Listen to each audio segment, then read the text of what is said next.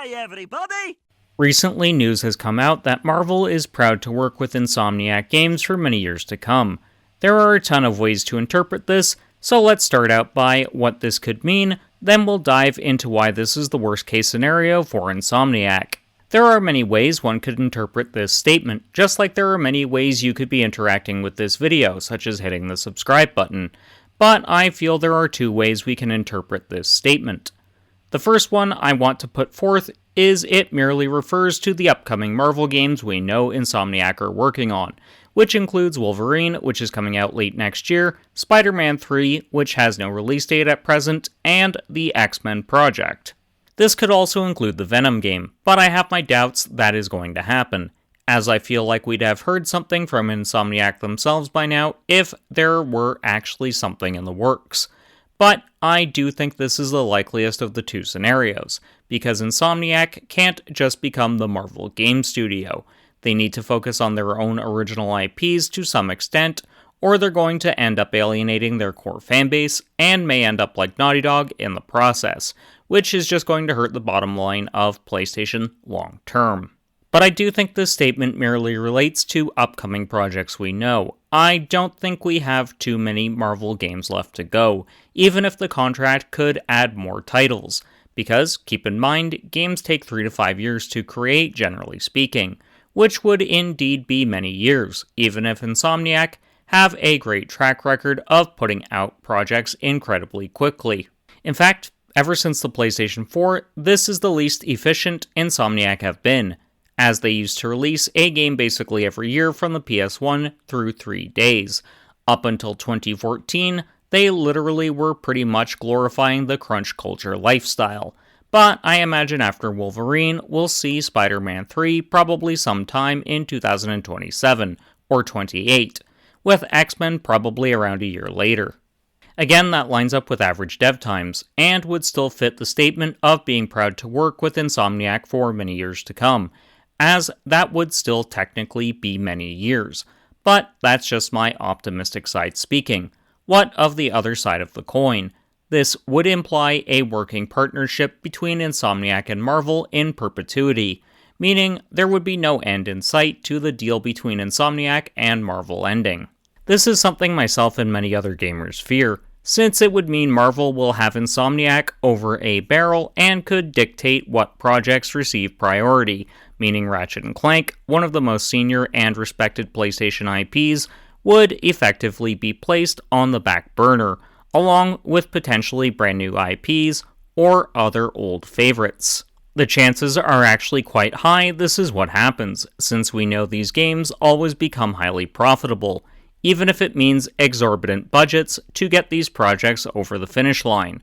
We know from some reporting that's been done in recent times, either Marvel or Sony can cancel the contract if sales thresholds aren't met for any upcoming Marvel project. This includes a hefty buyout clause from whichever side pulls the pin. So obviously both sides are highly incentivized to make sure these games are successful. But it's a double-edged sword, given the fact these games have to basically achieve record-breaking sales just to turn a profit. There's also the fact they tend to take longer to produce than smaller-scale projects Insomniac could be working on that wouldn't necessarily need to sell insane amounts to turn a profit. For example, Ratchet & Clank Rift Apart was apparently one of Insomniac's most profitable releases ever. Or, if you look outside of Insomniac, Crash Bandicoot 4, It's About Time eventually sold 5 million copies and was incredibly profitable for Activision. Further proof these less ambitious projects can be profitable can also be found within the recent PlayStation portfolio.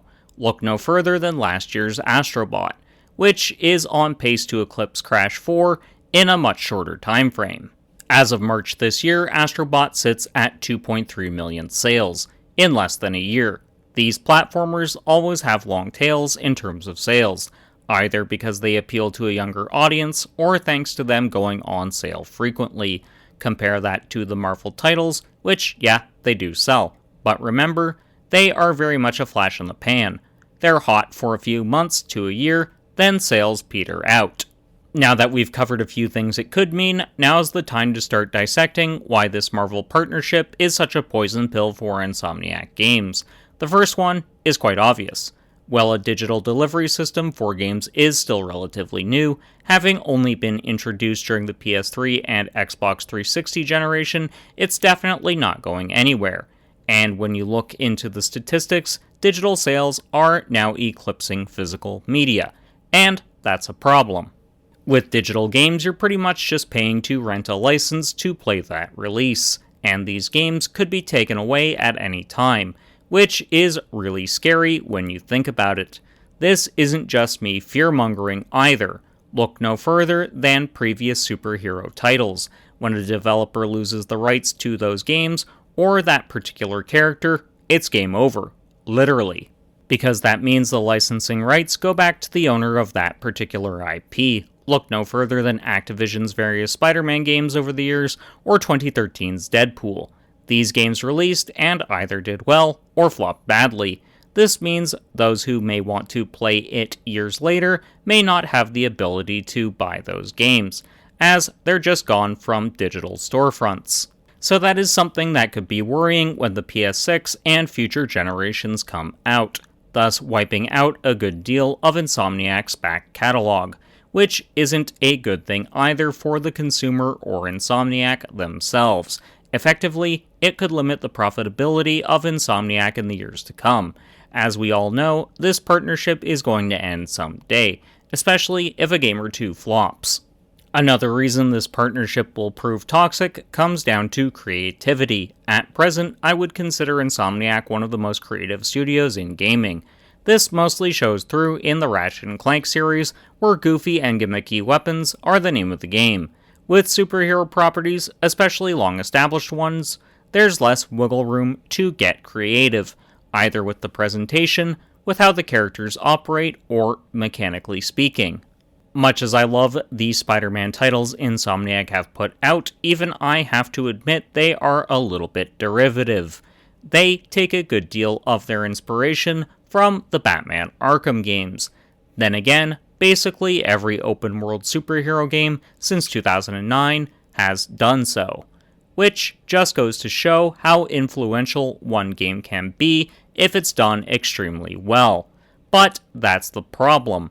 When a developer becomes too derivative, they start to lose the soul that made them what they were in the first place. This could easily become a problem for Insomniac if this Marvel partnership continues, as they'll just be known for doing one or two things really well. Higher-ups at Sony will see this and might try to get Insomniac to just do those style of games even after the Marvel partnership ends, which won't end well for anyone involved, for one simple reason, which we're covering next. This particular problem will rear its ugly head the longer Insomniac remains in bed with Marvel. The new fans they're currently catering to aren't really there because it's Insomniac. At the end of the day, they're fans of Spider-Man or Marvel as a whole, making them tourists.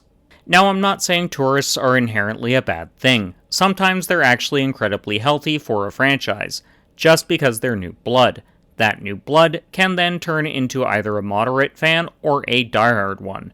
Take me, for example. I was effectively a tourist when one of my friends got me into The Legend of Heroes, when he gifted me Trails of Cold Steel on the PS Vita. I went in expecting to like it, but I didn't expect it'd be my gateway to falling in love with Nihon Falcom. Were it not for that one gesture, I'd have never considered becoming a content creator, meaning I never start my Twitch channel, thus also meaning I never start this YouTube channel either. This is how tourists and casual fans can be good for a brand, as there's always the chance they become a rabid fan. Where tourists become problematic in the gaming industry is when they start demanding developers cater to their every desire, or, as will be the case here, when Insomniac eventually parts ways with Marvel, because tourists won't stick around. They're merely there for the thing they like. Then they're going to fuck off right afterwards. A lot of the people I know who love the Insomniac Spider-Man games fall into the tourists who are going to leave camp. Now, I know that's anecdotal evidence, but here's the thing. This is how the mind of a casual gamer works. Once they're no longer getting the thing that got them in the door, they're gone. Once this happens, Insomniac will suddenly find their fanbase has cratered. This is why they'll have to prioritize their original IPs at some point, while also honoring their commitment to Marvel, and they can fix the problem pretty easily. At present, Insomniac have 2 teams, meaning they always have 2 projects in development at any given time, so they'll have to leverage that. The easiest way they can nip the problem in the bud is by having one team always working on either Ratchet & Clank games, Resistance, or other original IPs, then have the other team primarily working on Marvel stuff. But that's not the best solution, in my opinion. At this point, it'd actually make sense for Insomniac to create a 3rd team, and always have 3 projects in active development.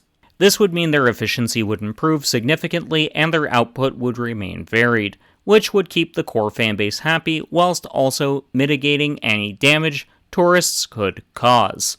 But do you think this is the worst case scenario for Insomniac, or do you think I'm being way too pessimistic? Let me know in the comments. If you liked this video, you'll love my video discussing why Insomniac needs to give Marvel Games a rest after Wolverine. So check that video out, and until next time, keep blazing that trail.